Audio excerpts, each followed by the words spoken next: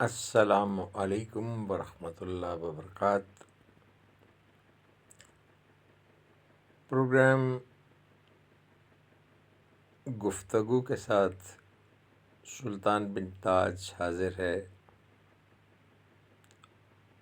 Urdu Nagar YouTube پہ ہمارا channel ہے، اردو نگر فیس بک پہ ہمارا آئی ڈی ہے، پروفائل ہے اور بہت کچھ ہے۔ اردو نگر واٹس ایپ پہ ہمارا چینل بھی ہے۔ بہت ٹھہرا کے میں اس لیے بات کر رہا ہوں کہ جلد بازی اور عجلت اچھی نہیں ہوتی۔ لوگ عجلت کہتے ہیں، عجلت پروننسیشن غلط ہے، تلفظ عجلت لفظ ہے۔ تو جناب، پروگرام ہم گفتگو کا آغاز کرتے ہیں اس دعا کے ساتھ کہ یہ ملک پاکستان جو مملکت خدا داد ہے، اللہ اسے سلامت رکھے اور ہمیں انسانی حوالوں سے انسانوں کی، اس زمین پر بسنے والوں کی قدر کرنے کی توفیق عطا فرمائے، کیونکہ غربت کی لکیر کے نیچے لوگ کیڑوں مکوڑوں کی طرح رینگ رہے ہیں اور پوچھنے والا کوئی نہیں ہے۔ آج کی گفتگو آئین پاکستان، وعدہ، خواب یا عہد۔ دیکھو، پاکستان کو جب آزادی ملی نا تو ریاست تو بن گئی، مگر اس کے سانچے میں ڈالنے والا آئین بہت بعد میں آیا۔ 1956 میں پہلا آئین بنا، لیکن وہ سال میں ہی ماشاء اللہ نے بیچارے اس آئین کو ترنوالا سمجھ کر نگل لیا اور آئین پہلی بار لقمہ اجل بنا۔ اس دن سے آج تک قانون اور طاقت کی رسہ کشی، تھروٹ انفیکشن ہے، sorry, don't mind it.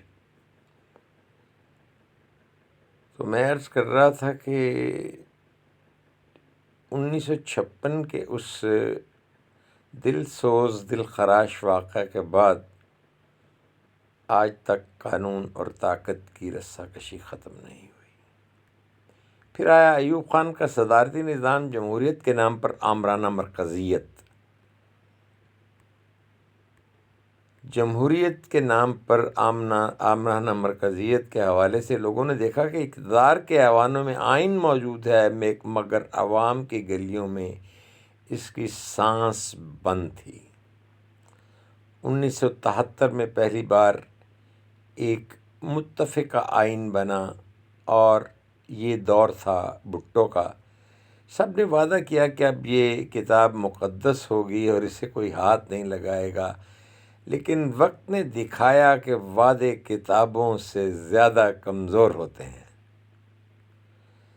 General Zia الحق نے آئین کو تلاوت کے لائق تو سمجھا، مگر عمل کے قابل نہیں۔ جمہوریت کے نام پر اسلامی دفعات بڑھیں، مگر عوام کے حقوق گھٹتے چلے گئے۔ اور پھر ایک طویل خاموشی، جس میں آئین موجود تھا مگر بول نہیں سکتا تھا۔ ایک گونگا آئین جو اشاروں کنایوں سے اپنی بات کہنا چاہتا تھا لیکن کہہ نہیں پاتا تھا۔ 98، 99، 2000 جمہوریت حکومتیں آئیں مگر استحکام ندارد ختم۔ ہر بار ایک ہی کھیل، صرف کردار بدلے۔ پھر پرویز مشرف نے کہا ملک بچانے آیا ہوں، اور آئین ایک بار پھر نظر بند کر دیا گیا۔ ہائے یہ نظر بندیاں! 2008 میں سیاست واپس تشریف لائی تو آئین بھی سانس لینے لگا۔ 18ویں ترمیم نے صوبوں کو اختیار دیا اور کہا کہ اب مرکز طاقت بانٹے گا،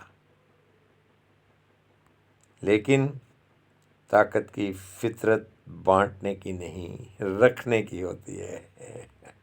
طاقت رکھی جاتی ہے، کون بانٹتا ہے طاقت؟ جی۔ آج کے پاکستان میں آئین کتاب میں ہے، عدالتوں میں ہے، تقاریر میں ہے، لیکن گلیوں میں نہیں، گلیوں میں نہیں۔ عوام اپنے حقوق نہیں جانتے، اور جو جانتے ہیں وہ حاصل نہیں کر پاتے۔ آئین کہتا ہے سب برابر ہیں، زمین اور زمینی حقائق کہتے ہیں سب نہیں۔ آئین کہتا ہے ریاست انصاف دے گی، حقیقت کہتی ہے انصاف سفارش مانگتا ہے۔ پھر بھی یہ آئین وہ واحد رشتہ ہے جو ملک کو جوڑ کر رکھتا ہے۔ بار دیگر یہ فکرہ سنیں اور دل میں اسے جگہ دیں، آئین وہ واحد رشتہ ہے جو ملک کو جوڑ کے رکھتا ہے۔ ہاں جی، یہ بار بار ٹوٹتا ہے مگر مرتا نہیں، کیونکہ جب تک امید باقی ہے، آئین سانس لینے کی جد و جہد کرتا رہے گا۔ دیکھنا یہ ہے کہ یہ مجروح آئین کب تک زندہ رہتا ہے۔